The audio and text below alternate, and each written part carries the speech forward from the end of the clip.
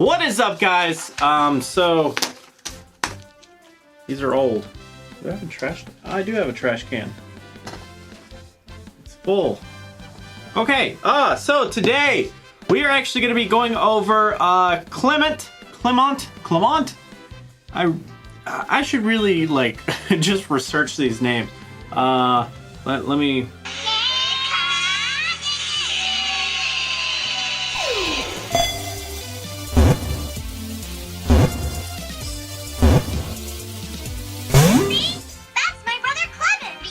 Clemont!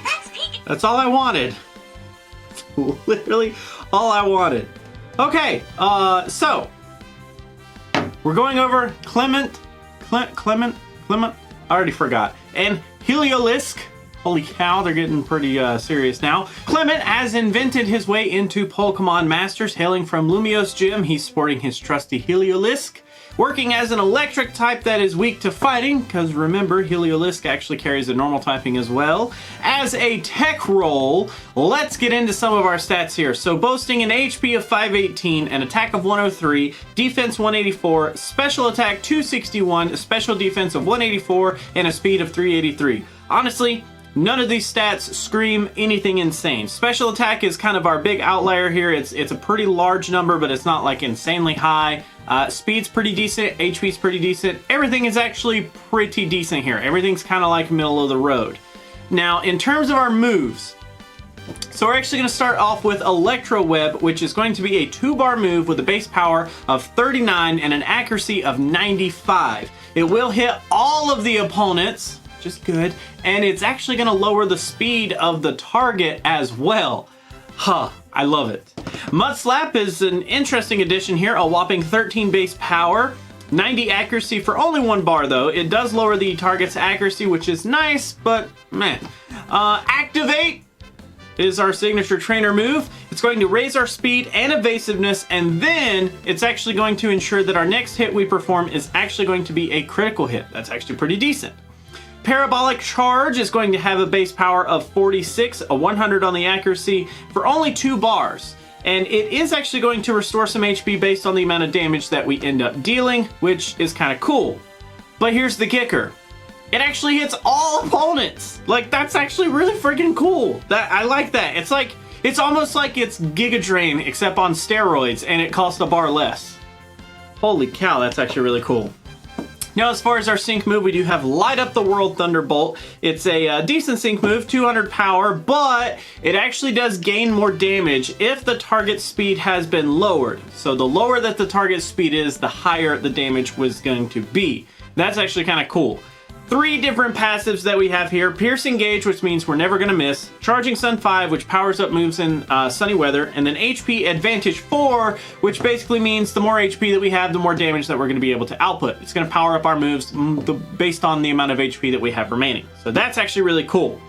Now, in terms of damage output, as a tech pair, I wouldn't feel bad saying that we're not going to be doing very much damage here. But in general, I don't think we will. But I think the beauty in our damage is that it's not ever going to miss. So with the addition of Piercing Gaze, we're going to be able to lay down lots and lots of chip damage. And especially with the moves that hit all of the opponents, this, I think, will provide a huge potential in damage for Clemont. Not necessarily all in one hit, but just slowly damage over time is going to just rack up really, really easily.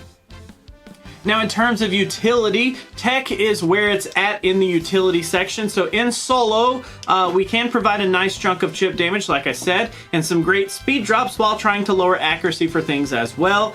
Typically, tech sync pairs aren't preferred much in solo until you kind of get into the Battle Villa stuff, where I do think that can actually provide some very unique experiences. This is where I think Clemont is going to really start to show some true colors. The Battle Villa is going to be really interesting, being able to lower speed, being able to lower accuracy. It's going to be so helpful in some stages. It's going to be insanely good. Now, in co-op, we're basically going to be providing the same type of utility as in solo. Good speed drops, decent accuracy drops here and there. The best part, though, is in co-op and in solo, we're actually going to not only be able to disrupt the enemy team per se, but we're going to be able to heal ourselves, which, albeit it's not like a very large amount of HP, but it's at least helpful. So in terms of future-proofing, the more the game progresses, the more I really think that tech pairs are like the one role that really kind of like scoots by on the future-proof category with pretty good ease. So tech pairs by nature are super unique. Too unique to really fall into a striker role and too unique to really fall into a support role. So this seems more and more true as we get more tech pairs. Clemont falls solid into this theory because of his certain charm to be able to do so much in one little package. Speed drop, accuracy drop, healing, perfect accuracy. It's all too unique, but it's so nice and crammed into this one package. I really, really do like it.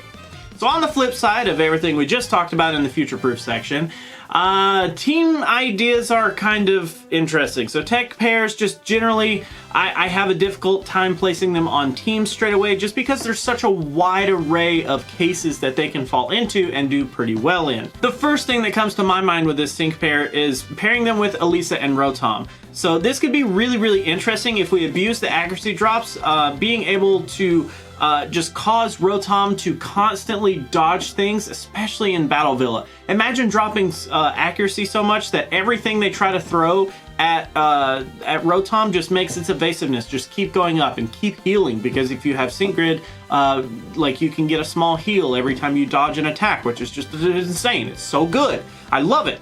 And then like if you kind of wanted to go along with another sync pair that could kind of go along with the other side of our debuff, like, so Elisa and Rotom help with the accuracy. If we went with something that also helped with speed, you could go with Brock and Onyx if you really wanted to, as their sync pair actually does get the similar treatment to ours, but you know, it's Brock. So all in all, as a final verdict, I'm actually pretty surprised by this sync pair. We've got a nice set of tools inside this little toolbox, and depending on what other assets we pair with our sync pair here and what stages we really try to use our tools on, I do think that we could do some serious work. I'm excited to actually look at the sync grid that we'll talk about in a couple of videos, a couple of days from now. I really think that that could take things so much further, but I haven't looked at anything yet, so I will talk more on that in that video. But as far as like a general tier list placing, I usually try to do this just as like a preliminary thing.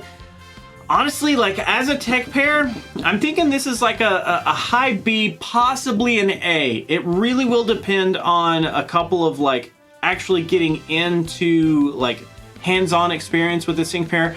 Probably going to be sitting at a solid B tier for me, but it could definitely well be an A tier. Once I get my hands on some of these moves and try them out with like Piercing Gaze and stuff like that, it could actually prove to be better than a B tier, but we'll see. And especially with Sync Grid, it could update it and definitely make it into a solid A tier, but that we'll have to wait and see. So let me know what you guys think of Clemont and Heliolisk down in the comments below. Let's actually switch over and do a quick sync pair scout. So unfortunately, as of this recording, none of the cool stuff has dropped yet. Guzma and Plumeria haven't dropped quite yet. They are coming out later the day as of this recording, so I'm excited for that. But we're kind of recording this really early, especially Clemont hasn't come out yet. So we're gonna do a quick sync pair scout for a Sabrina, hoping that we can get an extra copy of her. I've only gotten one copy and I want to get multiples so that I can do more sync grid on her. But on the count of 3, if you guys want to follow along, we're going 1, 2, 3. And I have had horrible luck on this banner. After getting Sabrina the first time, it's like, nope, you don't want anything else. I can't even get a 4-star antenna. Come on, where's my 4-star stuff?